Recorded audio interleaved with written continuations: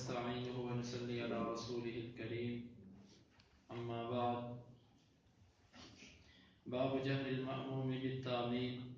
حدثنا عبد الله بن مسلمة عن مالك عن سمي مولى أبي بكر عن أبي صالح عن أبي هريرة رضي الله عنه أن رسول الله صلى الله عليه وسلم قال إذا قال الإمام غير المغضوب عليهم ولا الضالين فقولوا آمين فإنه ما وافقت قوله قول الملائكة غفر له ما تقدم من ذنبه.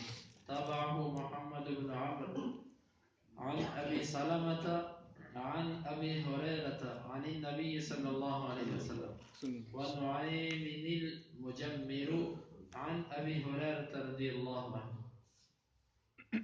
یہ باب ہے مقتدی کے بلند آواز سے آمین کہنے کے بارے میں۔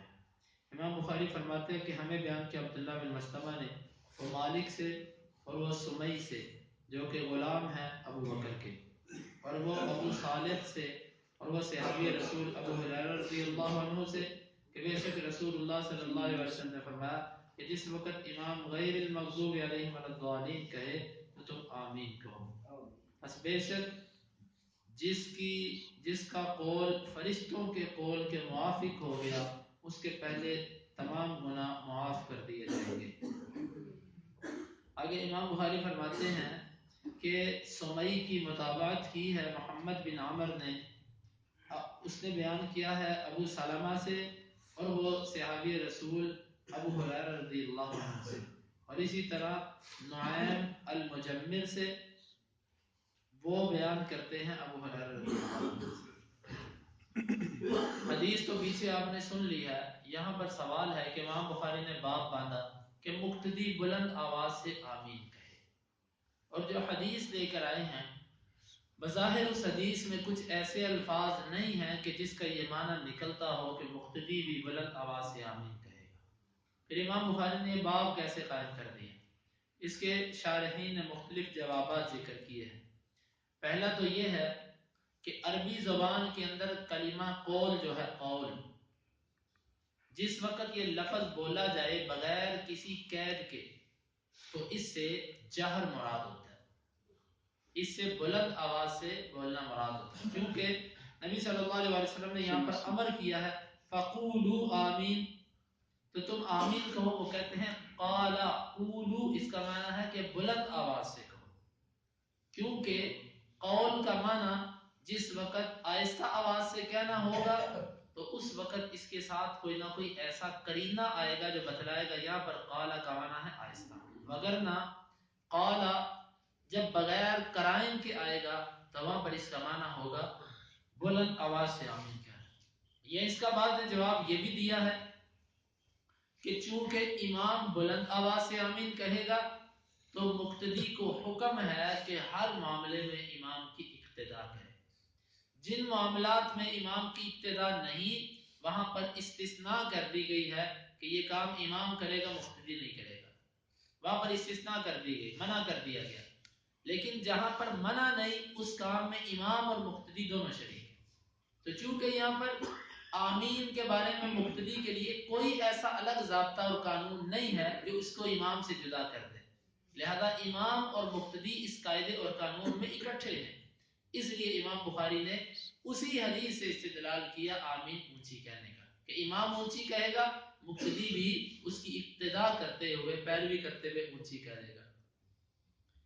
یا واللہ اعلم بالصواب، ایک جو مجھے سمجھ آتا ہے اس کا جواب وہ یہ ہے کہ امام بخاری رحمۃ اللہ علیہ ان کی عادت ہے کہ جب کوئی حدیث ان کی شرائط پر پوری نہیں اترتی تو امام بخاری اس کے مطابق، اور مسئلہ وہ ٹھیک ہوتا ہے، حدیث ٹھیک ہوتی ہے، مسئلہ ٹھیک ہوتا ہے، لیکن حدیث امام بخاری کی شرائط پر پوری نہیں اتر رہی ہوتی، امام بخاری اس کے مطابق باب قائم کر دیتے ہیں اور کوئی ایسی حدیث ذکر کر دیتے ہیں جس سے اشارہ ملتا ہو۔ اب دیگر احادیث کو، دیگر ابواب کی احادیث کو اگر دیکھا جائے تو یہ مسئلہ ثابت ہو جاتا ہے مقتدی کا بلند آواز سے آمین کہنا، لیکن وہ جو احادیث ہیں دیگر کتابوں میں وہ امام بخاری کی شرط پر نہیں اتر رہی، اس لیے امام بخاری نے حدیثیں وہ ٹھیک ہیں، کیونکہ خود امام بخاری فرماتے ہیں کہ کتنی صحیح حدیث ہے جن کو اپنے بخاری میں نہیں لے کے آیا، کیوں؟ बुखारी का एक मायार है, उस मायार से जो हदीस कम होती है बुखारी उसको जिक्र नहीं करते अपनी सही में।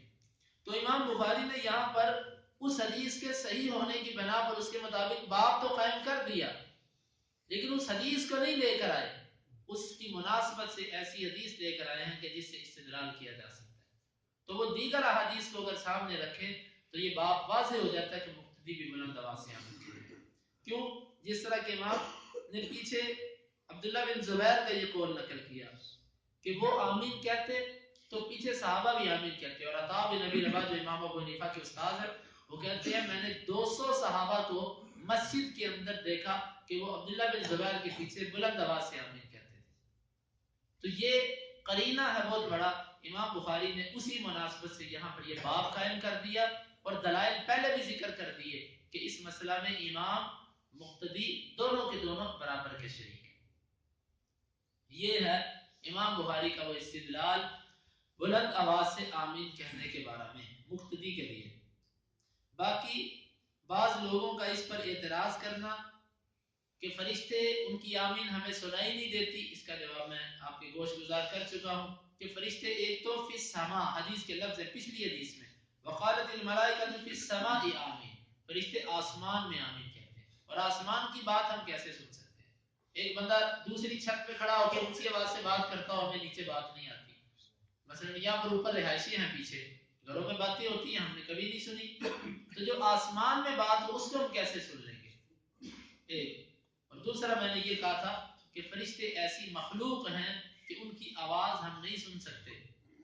वो हमारे पास भी अगर बात करते हो तो हम उनकी बात नहीं सुन सकते जब तक अल्लाह ताला हमें ना सुना दे। वो मखसूस औकात होते हैं कि अल्लाह ताला हमें वो सुना सकता है, मगर ना ये दुनिया एक ऐसा पर्दा है कि बहुत सारी चीजें ऐसी हैं कि जो अगर हमारे सामने भी आ जाए तो हमें दिखाई नहीं देती। अब हर बंदे के साथ फरिश्ते हैं, आते जाते हैं, बारियां बदलती हैं। कभी हमें महसूस हुआ, कभी कंधों पर बोझ आया हो, कभी महसूस नहीं हुआ। हमारे आगे और पीछे फरिश्ते चलते हैं हमारी हिफाजत के लिए, लेकिन हमें कभी महसूस हुआ मेरे आगे कोई चल रहा है, मेरे पीछे कोई चल रहा है? कभी भी नहीं हुआ। ये अल्लाह ताला ने कुछ चीजों के पर्दे बनाए हुए हैं।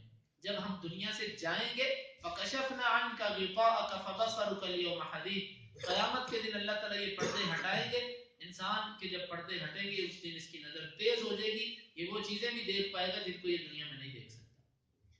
तो इसलिए जो चीज हम नहीं सुन सकते इसकी ये दलील नहीं है कि फरिश्ते भी जो है ना वो आहिस्ता आवाज से आमीन कहते हैं, बल्कि जब हदीस से साबित हो गया सहाबा मस्जिद नबी के अंदर ऊंची आमीन कहते थे तो पीछे कौन सा मसला रह गया? अल्लाह के नबी से सब आमीन फजह क़ाल गैरिल मग़दूबि अलैहिम वलद्दालिन फ़क़ाल आमीन जहर बिहा सौतहु, अपने आवाज को बुलंद किया, मद्दा बिहा सौतहु राफ़िअन बिहा सौतहु। मुख्तलिफ अल्फाज आते हैं जिसका माना यह है कि आपने आमीन कहते हुए आवाज को बुलंद किया। तो इसलिए इन तमाम कराइन की बिना पर इमाम और मुक्तदी दोनों आमीन कहेंगे। फरिश्तों के साथ आमीन कहने में अल्लाहु आलम हिकमत ये मालूम होती है कि जिस तरह हम अपनी पंजाबी में एक मिसाल देते हैं कि सुखियां नल गिलियां भी बल गई, सूखी लकड़ी के साथ गीली जो होती है वो भी जल जाती है। फरिश्ते अल्लाह के ऐसे बंदे हैं कि ला यासून अल्लाह मा अमरहुम व यफअलून मा युमरून, वो अल्लाह की नाफरमानी नहीं करते और अल्लाह ताला अपने उन बरगुज़ीदा बंदों की दुआओं को कबूल भी करता है। जब उनकी आमीन के साथ हमारी आमीन मिल जाएगी ना तो ये अल्लाह की रहमत से बाईद है कि अल्लाह फरिश्तों की तो कबूल करे और उसके साथ मिल के आने वाली आवाज जो बंदों की अल्लाह उसको कबूल ना करे, ये बाईद है। जब दोनों आवाजें मिल के आएंगी, फरिश्ते ऐसी मखलूक है जिनकी अल्लाह ताला जो नाफरमानी नहीं करते, तो हम भी आमीन जब उनके साथ कहेंगे तो यकीनन अल्लाह रब्बुल इज्जत उनकी आमीन के साथ हमें भी माफ कर देगा। उनकी आमीन के साथ हमारी आमीन मिल जाएगी, हमारे लिए वो निजात का जरिया बन जाएगा। तो लिहाजा इमाम बुखारी का इस्तिदलाल इसीलिए कहा जाता है फ़िक़्हुल बुखारी फी अबवाबिही, बुखारी की जो फ़िक़्ह है ये उसके तराजुम में है, उसके अबवाब में है। बाद लोग इसको नहीं समझ पाते बेचारे, वो बुखारी पर एतराज कर देते हैं। वो कहते हैं लो बुखारी ने बाब क्या बांधा और हदीस क्या लेकर आए।